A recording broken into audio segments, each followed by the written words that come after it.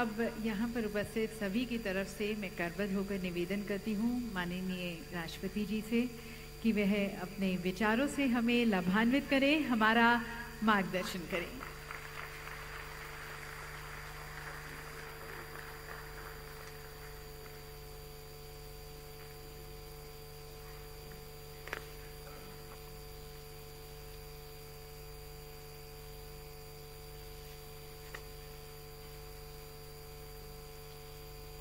नगरों के विकास एवं रखरखाव के महत्वपूर्ण विषय से जुड़े इस आयोजन में उपस्थित मध्य प्रदेश के राज्यपाल श्री मंगूभाई पटेल जी, मुख्यमंत्री श्री शिवराज सिंह चौहान जी, केंद्रीय आवासन और शहरी कार्य मंत्री श्री हरदीप सिंह पुरी जी, आवासन और शहरी कार्य राज्य मंत्री श्री कौशल किशोर जी, मध्य प्रदेश सरकार में नगरीय विकास मंत्री श्री भूपेंद्र सिंह जी, जल संसाधन मंत्री श्री तुलसीराम सिलावट जी, पर्यटन मंत्री सुश्री उषा ठाकुर जी, लोकसभा सांसद श्री शंकर लालवानी जी, इंदौर के मेयर श्री पुष्यमित्र भार्गव जी, देवियों और स्वजनों, इंडिया स्मार्ट सिटीज कॉन्क्लेव 2023 में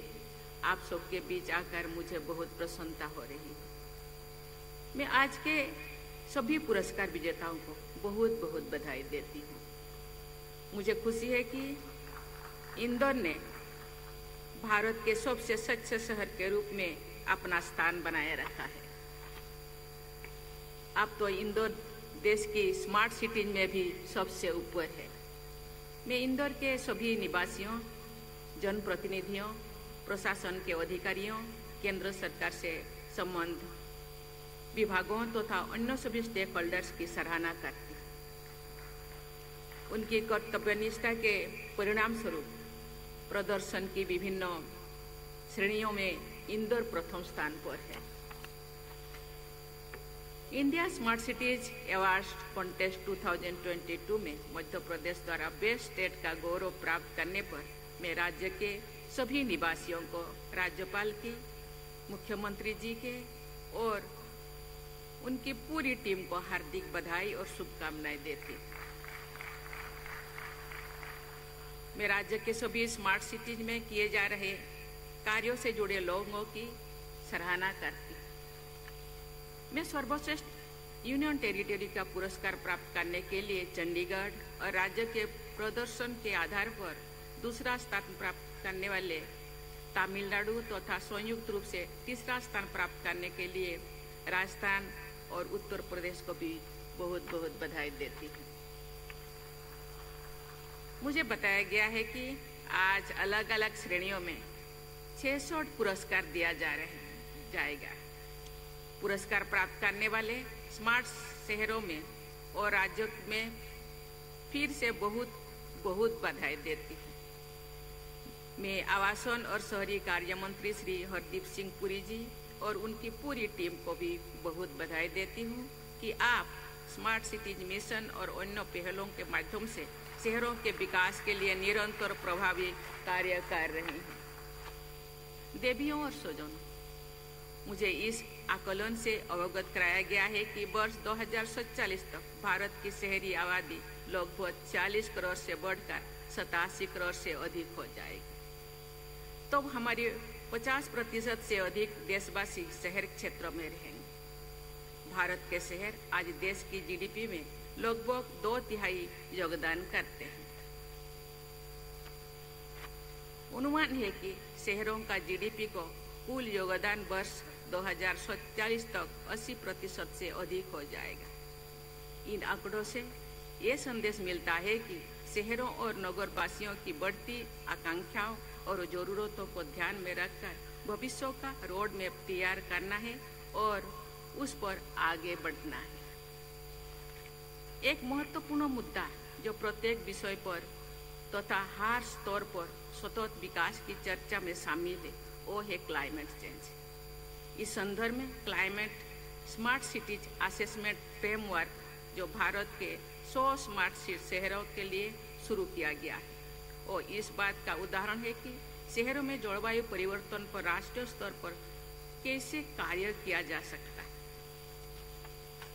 आज शहरों में एनर्जी एफिशिएंसी के लिए ग्रीन बिल्डिंग्स तथा रिन्यूएबल एनर्जी पर जोर दिया जा रहा है, लेकिन इन क्षेत्रों में और अधिक व्यापक स्तर पर कार्य करने की आवश्यकता है। हमें सस्टेनेबल डेवलपमेंट गोल्स की दिशा में आगे बढ़ते हुए अपने लक्ष्यों को प्राप्त करना है। सस्टेनेबल डेवलपमेंट गोल 11 का लक्ष्य है make cities and human settlements inclusive, safe, resilient and sustainable. ये लक्ष्य शहरों के संपूर्ण और समावेशी विकास के महत्व को रेखांकित करता है। इस दिशा में हमें अभी बहुत आगे जाना है। देवियों और स्वजनों, मुझे ये जानकर खुशी हुई है कि शहरी विकास में हमारे देश का समग्र निवेश पिछले दशकों के दौरान पहले की तुलना में 10 गुना से भी अधिक हो गया है। बेस्ट प्रैक्टिसेस को लागू करने और वायबल बिजनेस मॉडल्स विकसित करने में स्मार्ट सिटीज मिशन का योगदान बहुत महत्वपूर्ण है। अभी कुछ ही दिन पहले भारत ने G20 शिखर सम्मेलन सफलतापूर्वक आयोजन किए। अर्बन 20 G20 का एक सब ग्रुप था। अर्बन 20 ने शहरों के बीच जुड़ाव की एक स्थायी प्रथा स्थापित करने का प्रयास किया। इसके माध्यम से एक सामूहिक संदेश भी दिया गया है कि सतत विकास की प्राथमिकता को आगे बढ़ाने में शहर के प्रबंधन को महत्वपूर्ण भूमिका है। इसलिए विश्व के बेस्ट मैनेज शहरों की बेस्ट प्रैक्टिसेस, उनके बिजनेस मॉडल्स से हमें सीखना चाहिए और अपने सफल प्रयासों को भी अन्य देशों के साथ साझा करना चाहिए। लोकल और ग्लोबल स्तर पर सहयोग करना समग्र तथा सतत विकास के लिए आवश्यक है। देवियों और स्वजनों, मुझे ये जानकर प्रसन्नता हो रही है कि सभी 100 स्मार्ट शहरों में integrated command and control centre संचालित है, जो डेटा का उपयोग करके उस पर आधारित निर्णय ले रहे हैं। हमारे नागरिकों, खासकर महिलाओं, बच्चों और बुजुर्गों की सुरक्षा सबसे महत्वपूर्ण है। CCTV सर्विलांस कैमरे आज कानून व्यवस्था को सुदृढ़ बनाने में मदद कर रहे हैं, लेकिन खास तौर पर महिलाओं की सुरक्षा सुनिश्चित करने के लिए और अधिक मजबूत कदम उठाने की जरूरत है। मुझे विश्वास है कि इन 100 स्मार्ट सिटीज में किए जा रहे प्रयास हमारी 4800 से अधिक कस्बों और शहरों के लिए बहुत उपयोगी सिद्ध होगी। हमें पूरा देश में सुरक्षित, स्वच्छ, स्वस्थ नेबरहुड्स को विकसित करना है। कोई स्मार्ट सिटीज में ऐसा किया जा रहा है। इसके लिए आवश्यक है कि लोग खुद जिम्मेदार बने और अपने शहरों तथा निवासियों के प्रति अपने कर्तव्यों को समझें। डेंगू, मलेरिया जैसी बीमारियों शहरों में हर वर्ष फैलती है। इसकी रोकथाम के लिए लोगों के प्रोएक्टिव पार्टिसिपेशन और संबंधित विभागों के सहयोग की आवश्यकता है। इंदौर, सूरत, कोहिमा, श्रीनगर और कई अन्य शहरों ने जन भागीदारी द्वारा सुव्यवस्थित शहरीकरण के सफल उदाहरण प्रस्तुत किए।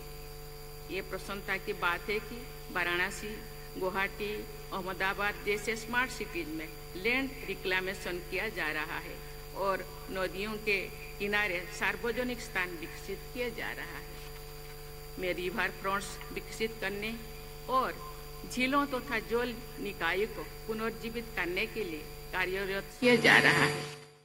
में रिवर फ्रंट्स विकसित करने और झीलों तथा जल निकायों को पुनर्जीवित करने के लिए कार्यरत सभी संस्थाओं और व्यक्तियों को बहुत बहुत बधाई देती।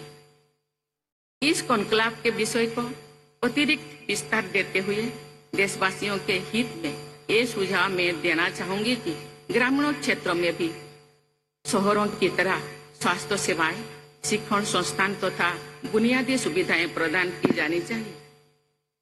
ऐसा करने से शहरों पर दबाव कम होगा और ग्रामीण क्षेत्रों की जनता का जीवन भी बेहतर होगा। विभिन्न शहरों से इस कार्यक्रम के साथ जुड़े मेयर्स एंड म्युनिसिपल कमिश्नर्स से कुछ बातें कहना चाहती हूँ। आप सब लोग अपने शहर में बहुत अच्छा काम कर रहे हैं। हमारा देश अमृत काल से गुजर रहा है, जो देशवासियों के लिए कर्तव्य काल भी है। इस महत्वपूर्ण कालखंड में आप सबको निरंतर नए विश्वास और नई ऊर्जा के साथ आगे बढ़ना है। मैं आशा करती हूँ कि इस कॉन्क्लेव में साझा किए गए सफल प्रयासों की जानकारी का उपयोग आप सब अपने अपने शहरों में करेंगे। ऐसा करके आप सब इस आयोजन को और अधिक सार्थक बनाएंगे। आपके प्रयासों तथा उपलब्धियों के लिए मैं पुनः आप सभी की सराहना करती हूँ और आप सबके उज्जवल भविष्य की कामना करती हूँ। धन्यवाद। जय हिंद, जय भारत। बहुत बहुत धन्यवाद माननीय राष्ट्रपति जी, आपकी सराहना और आपके शुभकामनाओं से यकीनन सभी में एक स्फूर्ति आई है, नई ऊर्जा का सृजन हुआ है। अपने कार्य को पूरी